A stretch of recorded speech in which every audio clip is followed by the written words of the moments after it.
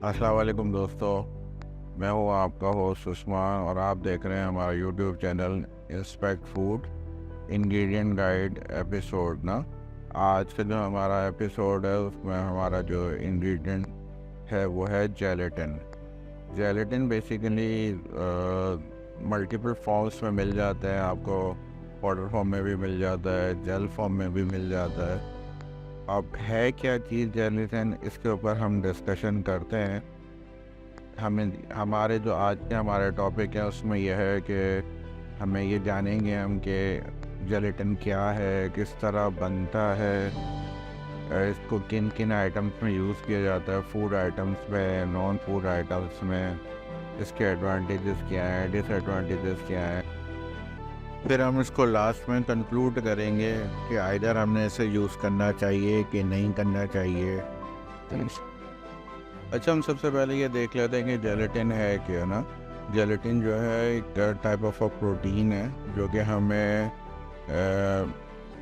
Skin को boil करते हैं, हड्डियों को, जोड़ों को तो पानी के साथ बॉयल किया जाता है तो जाके ये हासिल होता है। बेसिकली एक ट्रांसपेरेंट जेली है, कलरलेस होती है, फ्लेवरलेस होती है, a type of food ingredient है जो हम हासिल करते हैं।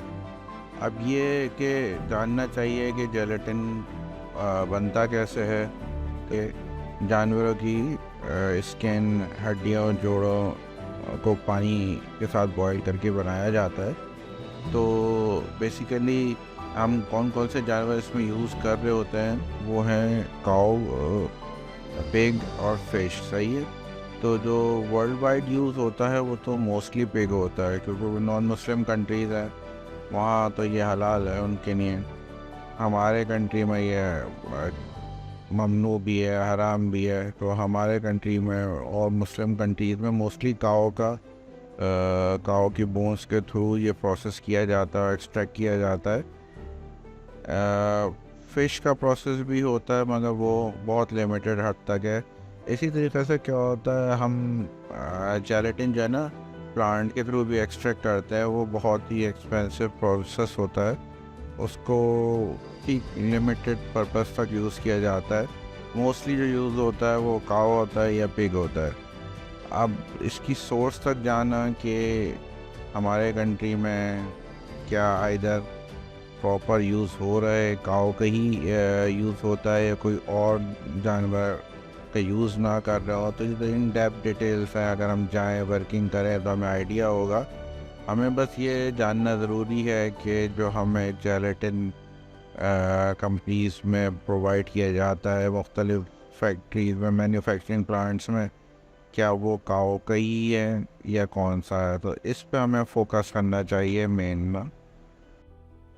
अच्छा, हमारा नेक्स्ट पॉइंट था कि in which item it is use, food, non food. तो हम इसको भी देख लेते हैं। फूड आइटम्स में तो खैर जेलेटिन का इस्तेमाल बहुत ज़्यादा है।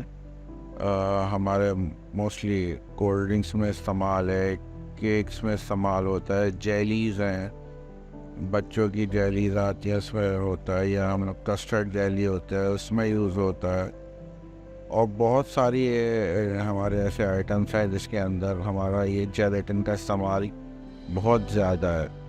अब अगर आप कभी भी कोई प्रोडक्ट उठाएं, लाइक जेली ले लीजिए, बच्चों की जेलीज़ होती हैं, अगर आप उसके इंग्रेडिएंट्स में देखेंगे आपको वहाँ उसमें क्लियरली मेंशन है जेलेटिन यूज़ हुआ है। अब जेलेटिन पे मैं आपसे यही कह रहा हूँ, थोड़ा सा डाउटफुल चीज़ है कि किस चीज़ का है वो जेलेटिन, कौन सा एनिमल का वो जेलेटिन है। इस पे ज़रा सा हम लोगों को ज़रा सा फोकस करना चाहिए। बाकी नॉन फूड आइटम्स बहुत हैं हमारे। साथ के साथ मैं ये भी बता दूं, मेडिसिन्स में बहुत यूज़ होता है जेलेटिन। फिर नॉन फूड आइटम्स में आपके कॉस्मेटिक्स आ जाते हैं। कॉस्मेटिक में इसका इस्तेमाल बहुत ज़्यादा है। इसके अलावा भी बाज़ ऐसे आइटम्स हैं जिसके अंदर हमारे रोज़मर्रा लाइफ के अंदर इसमें तो बहुत सी चीज़ों में यूज़ किए जाते हैं जेलेटिन, लेकिन मोस्टली कॉस्मेटिक्स के अंदर तो इसका इस्तेमाल बेतहाशा है। और भी बहुत सारे आइटम्स हैं जिसके अंदर जेलेटिन यूज़ होता है। लाइक मैंने बताया कॉस्मेटिक के अंदर भी आपके फेस मास्क होते हैं, शैम्पूज़ हैं, इन सब में यूज़ होता है जेलेटिन ना। और फोटोग्राफिक फिल्म्स होती हैं, उसमें यूज़ होता है। और बहुत से मैंने बताया मेडिसिन्स में भी कैप्सूल्स की जो कोटिंग्स होती हैं वो इन सब चीज़ों से बनती हैं। अच्छा, अगर हम एडवांटेजेस और डिसएडवांटेजेस की बात करें तो एडवांटेज के अंदर तो बस जेलेटिन का जो मैंने आपको एक रोल बताया कि वो एक as a protein as a agent के तौर पर काम करता है, एक स्टेबिलिटी क्रिएट करता है। रिसर्च शो करती हैं कि जिस तरह प्रोटीन हमारी हेल्थ के लिए काफ़ी बेनिफिट साबित होता है, इसी तरीके से हमारे जो बॉडी के टिश्यूज़ होते हैं उनको स्ट्रेंथ देता है, स्किन को इम्प्रूव करता है। कुछ रिसर्च कहती हैं कि डाइजेशन के लिए अच्छा है, ब्लड शुगर के लिए अच्छा है, हड्डियों के लिए अच्छा है, क्वालिटी ऑफ स्लीप अच्छी होती है, वेट लॉस करता है, हेयर लॉस को कंट्रोल करता है। तो ये जनरल रिसर्चेज हैं जो जेलेटिन के एक तरह से आप कह सकते हैं कि एडवांटेजेस हैं। अच्छा, डिसएडवांटेजेस के अंदर कोई ऐसा मेजर तो नहीं है, जैसा कि मैंने आपको पहले भी बताया था, इसमें हराम हलाल का चक्कर आ जाता है।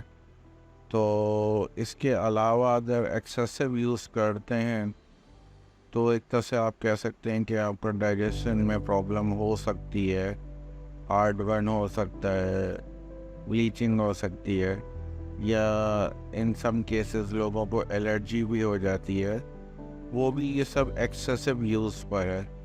अदरवाइज कोई मेजर इसका ऐसा डिसएडवांटेज नहीं है। बस आपको ये पता होना चाहिए कि जो आप जेलेटिन यूज़ कर रहे हैं ये किस एनिमल का से बोन से एक्सट्रैक्ट किया गया है और वो खाने के लायक है कि नहीं।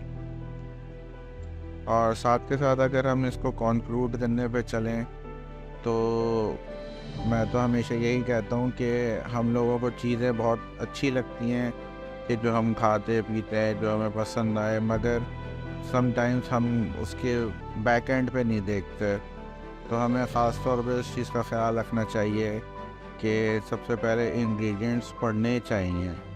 इंग्रेडिएंट्स पढ़ें, जो इंग्रेडिएंट समझ नहीं आता तो इंटरनेट का दौर है, आप उसका नाम लिखें, वो आपको बता देगा कि क्या चीज़ है क्या नहीं है। तो जिन चीज़ों पे आपको डाउट हो, जिन इंग्रेडिएंट्स पे आपको डाउट होता है, तो उन आइटम्स को अवॉइड ही करना चाहिए। क्योंकि देखिए हमारे कंट्री में बहुत सी चीज़ें मैन्युफैक्चर नहीं होती, हम बहुत सी चीज़ें इंपोर्ट कर रहे होते हैं।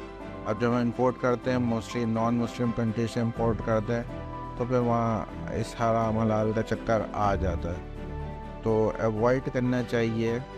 अब जेलेटिन का भी मैंने आपको बता दिया, जेलेटिन भी किस तरह तैयार होता है। अगर कभी आप इंटरनेट पे सर्वे करें, डिटेल रिपोर्ट्स आप चेक करें तो आपको पता लगेगा और आप भी हैरान रह जाएंगे कि जेलेटिन बन किस तरह से है।